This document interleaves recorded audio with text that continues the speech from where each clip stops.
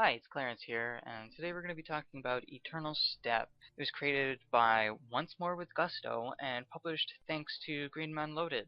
This game is simple but hard, just due to the fact that it is a tower climb roguelike game. And to be quite honest, it's very fun. I've played about 2 hours of it, and I don't regret it. You initially start off with your standard weapons, armor, but you also have the ability to take monster companions for backup if you are lucky enough to be able to get a drop for them. There are some very interesting systems that I will talk about later on. Ultimately, let's just get into the nitty-gritty while you see some gameplay. Let's talk about pros and cons, but more specifically right now, the cons. There are a few things that I find are a little lackluster or a little problematic with the game, and some of them might also overlap into pros depending on how you take a view at them. The first con that I would really like to put out there is that the control scheme doesn't update for the menus. If you go into the option menus and you rebind your gamepad or your keyboard buttons, it doesn't show what you rebound it to. And that is very annoying. Next would be the emblems. We are told nothing about them until you finally experience them.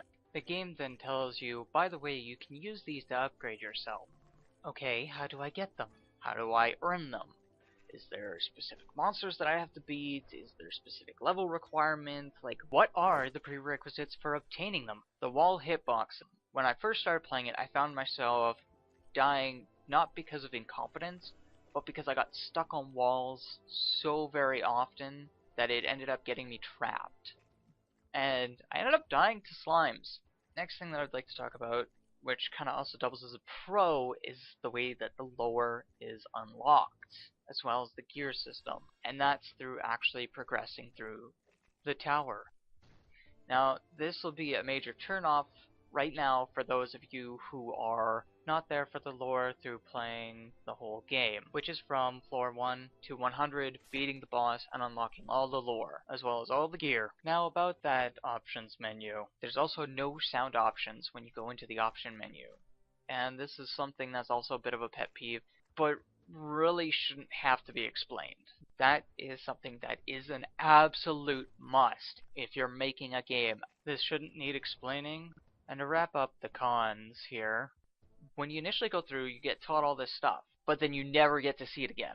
We need a tutorial archive for this, or at the very minimum, at least a page where we can go review it. Now with the cons out of the way, let's move on to our pros.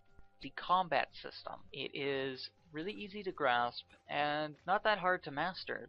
You just have to take a look at the card's cost for stamina and for the attack speed. And then obviously everything else is pretty self-explanatory, but I can't express to you how much that you need to take a look at the cards before you equip them.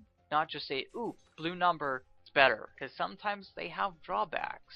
Or sometimes you've tricked out a weapon where you're like, oh, that's really cool. And you end up losing some really cool things because you take a new card. Next, let's talk about the enemies and their varieties. Well, I guess a little more so along the lines of their lack of until you start playing through it a little bit more.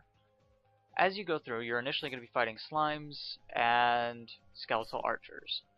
But every so often you'll see a will-o-wisp and maybe some variety of the original creatures that you'd be fighting, but with elemental or beneficial hazardous effects.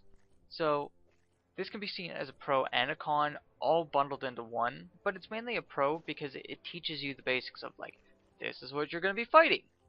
Okay, now we're throwing something harder. It's a building block, the stamina system. Now this is something that you usually don't see in roguelikes. Most roguelikes that you see are just go, stand here, spam, move on. Especially in a tower climb. There are mini games, people. Mini games that you have a chance to roll while going from floor 1 to 100. And these can sometimes yield loot. Sometimes they can yield dangerous traps, but more importantly, they add replayability and diversity. Not just, oh, I'm climbing this tower and I'm killing these monsters. It's like, oh, I have to spin the wheel, or I have to break this object. I hope my weapon's strong enough so that I get the best possible result. It actually makes you a little more invested. Now, Another thing that is really good about this game is its shadow system. I know that sounds really stupid to say that it's good, but it is. Because it gives you that sensory deprivation of, I don't know what's around the corner until I go around that corner. Which not only adds caution and insecurities, but it makes the game more enjoyable in the sense of, do I go around this corner and possibly die? Or do I search the rest of the room, make sure that I'm not missing anything, and possibly find another way to get this information? It forces you to explore. And on that note, you can also find, if you're lucky enough, a dead body of yours. And this will yield some form of loot, whether it was something that you had in your previous life on that character, or something completely random. But I implore you to pick it up because sometimes it can really help you. Now, you know how I said that the lore was unlocked by playing as a negative? It's also a positive, because it forces you in a voluntary way where if you want to go get the lore, you play through the whole game. If you want to reach the first boss, die, and then quit after that, you get what you put in. Another positive of this game is that it's simplistic. It's very, very simplistic. You kill things, continue, you die, you salvage, make better gear, go in, kill things, die, rinse and repeat. And the gear system is also a positive because you have a chance of getting a really good roll, but you also have a chance of getting a really bad roll. After you complete a level, or floor, in this case, and you have items that you've acquired, you have the choice of either keeping them, taking their skill if they have one, or salvaging them. As well as when you go to start a new run, you have the ability to choose whatever gear that you put in your storage if you didn't salvage it. So that's another thing that I actually enjoy. There are obviously checkpoints where if you get to floor 19, which is right before floor 20, that's the first checkpoint.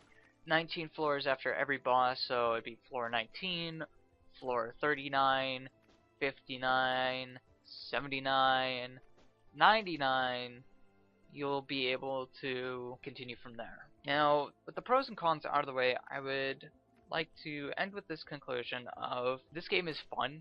It's not for everyone, especially if you don't like cartoonish tower climbs that really kind of voluntarily force you to play through the whole game to fully understand the story.